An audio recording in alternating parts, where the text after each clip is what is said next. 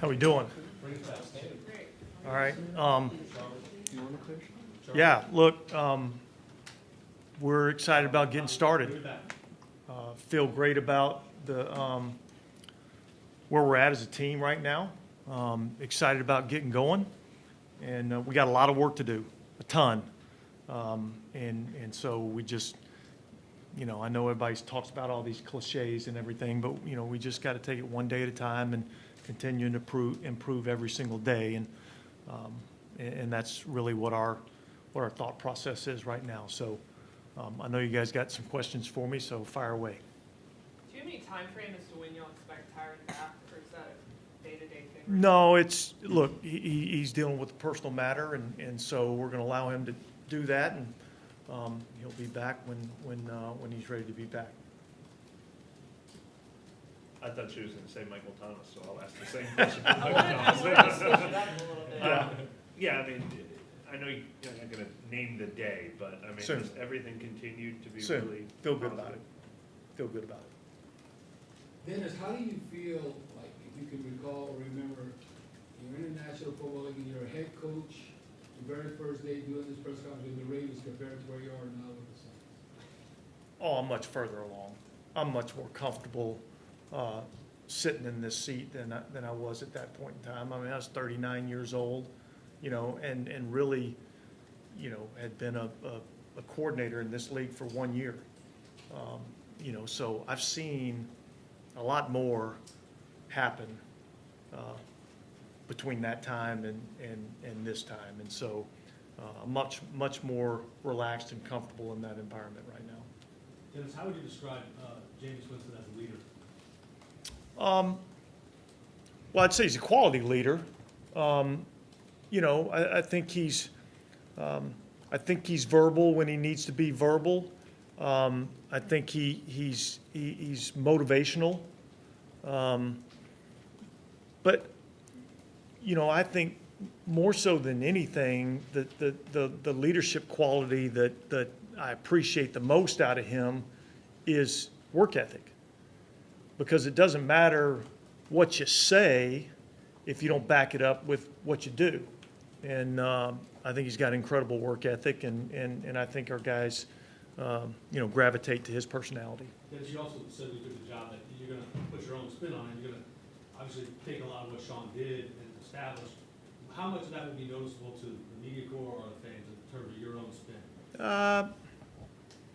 Well, it's probably a question that you're going to have to answer yourself at some point in time as you evaluate what we do. I mean, I don't think you're going to look out at practice and go, oh, my God, everything's totally different. There's going to be a lot of similarities. I think it's probably going to be more about, maybe how things are run behind closed doors, how I talk to the team, just my personality. But I don't think you're going to you're not going to go out to practice and think everything's just totally different. Do you think the situation that Jameis is in, just knowing he's a starter, maybe not being worried about making mistakes, makes us feel like a better growth period for him?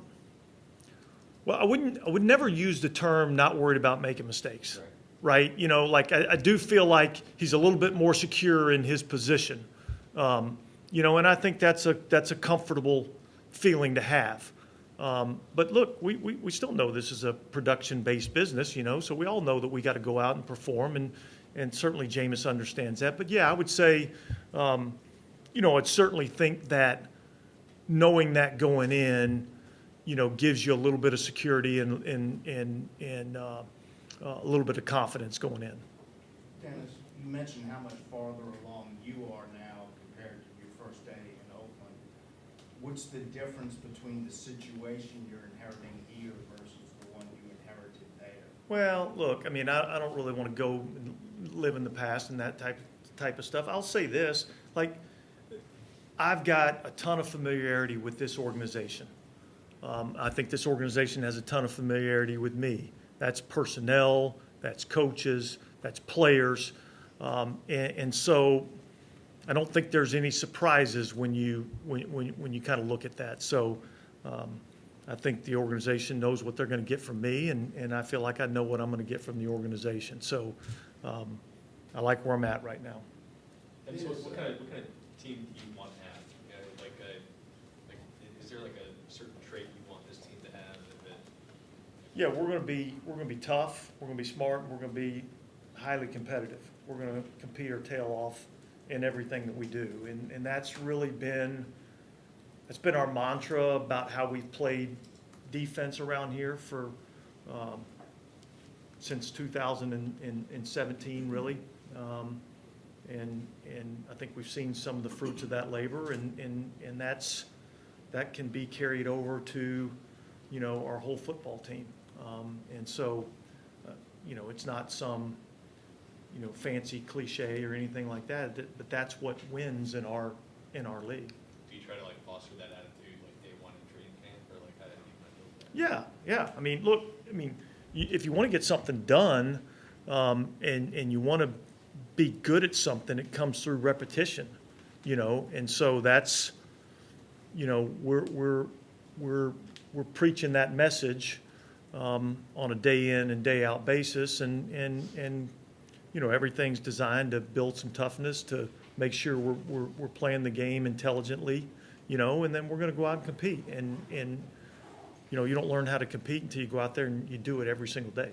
How is Marcus May progressing from his injury, and how does he and Tyron kind of complement each other? Well, the answer to the first question is I think he's progressing nicely from the injury. You know, he'll be ready to go when we go out there tomorrow.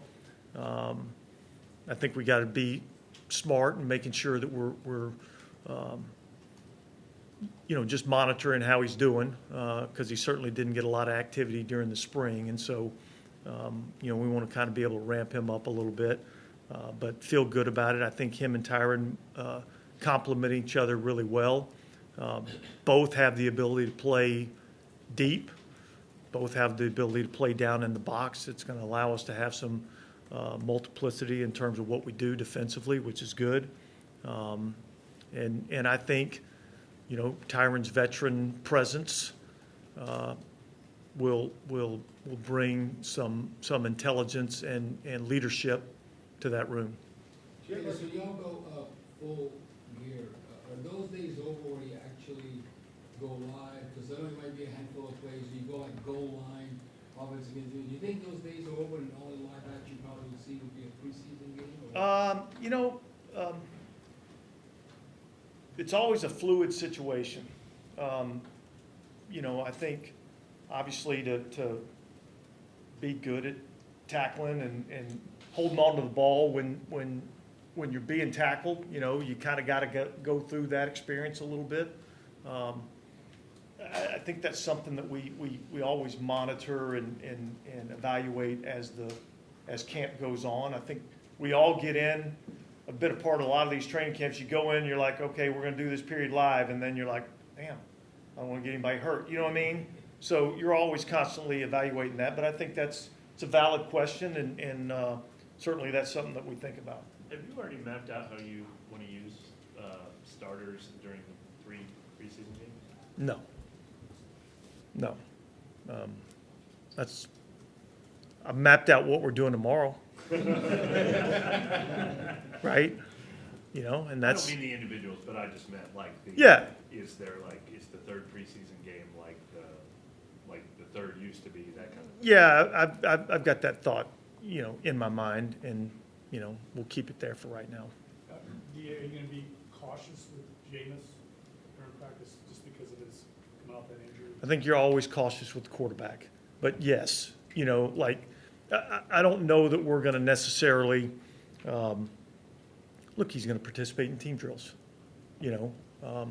But certainly there's a you know, an extra sense of making sure that, you know, we stay away from the quarterback and certainly don't want any unwanted contact. I mean, no snap count limits on him at all or anything like that? Not as we go in, but I mean, certainly you know, we'll evaluate that as we go through. I'm excited about seeing, you know, how he looks getting out here tomorrow, and man, I feel good about where he's at.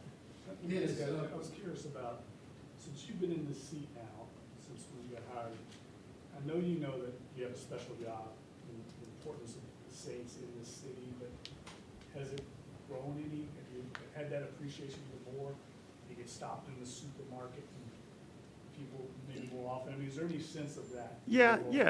No, there definitely is, and I understand, you know, the role of the head coach in this city, and it's a little bit different than other places, and so, you know, I understand that, I appreciate that, and I welcome that. You know, it's exciting, you know, and I know that this city loves this football team and has a close connection with this football team, and I know what it means to this city when we have success. And so that's a responsibility that we all take on. In the past, there were players that say there's a game day, Sean. Is there a game day mentality? Yeah, there is. You know, I don't know what that is. I mean, you know, you get geared up for game day. You get excited about it. Did they get a little bit of that from the Tampa experience, maybe? Well, you'd certainly have to ask them, but I don't think that was any different than how I was when I was, you know, the defensive coordinator. You know, like, look, we don't get to go out there and play the game to compete, you know. So our competition is, you know, behind the white lines. But it's the only way we get to compete, and I think all of us as coaches enjoy that part. Any limitations on Taysom, or is he kind of full go? I think all of these guys that are coming off of injury, there's some, you know, just paying attention to a rep count, you know. But in terms of, you know, is it on one day off? That there's nothing like that. But yeah, I mean, I think we're going to be smart with all these guys. Taysom is such a unique player. Can you kind of summarize what his role might be this year, or might that still evolve? I think it's going to be very similar to what we've seen in the past. You know, I think he's going to provide multiple roles for us. You know, there'll be a lot of working with the tight end grouping, but yet, you know, he'll still take some snaps from the quarterback position. We're still going to utilize him, you know, in that role, and so I don't see like a ton different. There's still going to be a lot of special teams that he's going to participate in. He's a really good football player, and we want to utilize his skill set, and he can help us win football games. If Alvin is suspended, is he an option at that role? Well, I wouldn't rule anything out, you know, for Taysom in terms of what he's capable of doing. Hell, we tried to recruit him over to play Sam linebacker for us a couple of years ago. So he's certainly a versatile player, and we're going to utilize him in a lot of different roles. We haven't really had a chance to see him since he was coming off that injury last season, but I know last year he kind of changed his body to fit more being a quarterback. Has he been able to, he's been healthy enough even to kind of bulk back up and be more in that kind of range where he was before? Yeah, I don't know if he's quite where he was before, but look, I think he's in excellent shape. I think he looks good, and I think he's feeling pretty good. Matt Ray had a tweet recently saying that the conditioning test looked like football and that made him happy. Is that a change from years past, how you guys did your conditioning test here? Yeah, a little different, a little more, you know, sprints and shorter recovery times. There's a ton of different conditioning tests that are out there. You know, we kind of talked and thought that, you know, I wanted a conditioning test that corresponded with the game that we play. And the game that we play are short sprints, typically, all right, and quick recovery. So I got to run a certain distance, and then I got to get back to the huddle, and then here we go, we're running another play. And we tried to simulate that as best we could in a conditioning test, and I thought the guys did pretty good with it. And what about Matt's approach and viewpoint overall, do you like, just about what he brings? Well, I think that he's got facts and figures to back up his thoughts and ideas, and I think, I'm not smart enough to understand all the physiological elements of it, all right? But when you can give me facts to back it up and statistics to back it up, then it makes more sense to me. And I think that's what he does a really good job of. How are you handling Alvin situations? Kind of take it as it comes, or? Yeah, look, I mean, I try not to ever worry about things I don't control. And so I don't control that situation, so we'll see how things play out, and then we'll adjust accordingly. Dennis, when you look at, You and Pete have been on the same staff for a long time. Yeah. Now that you're head coach, have you sat down with him at all? Just kind of have a meeting of the minds of what the offense is going to look like? Yeah, absolutely. We talk all the time,